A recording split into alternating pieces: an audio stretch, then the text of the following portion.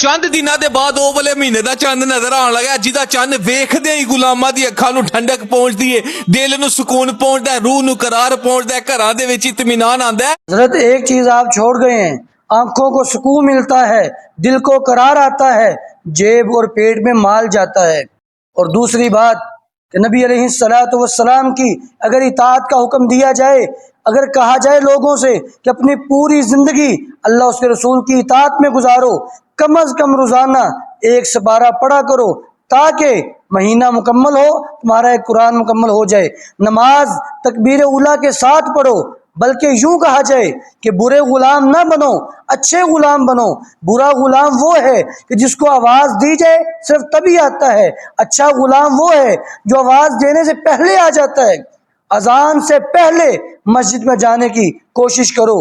तो ये अगर ये बात कही जाए तो सबको सांप सूंघ जाएगा।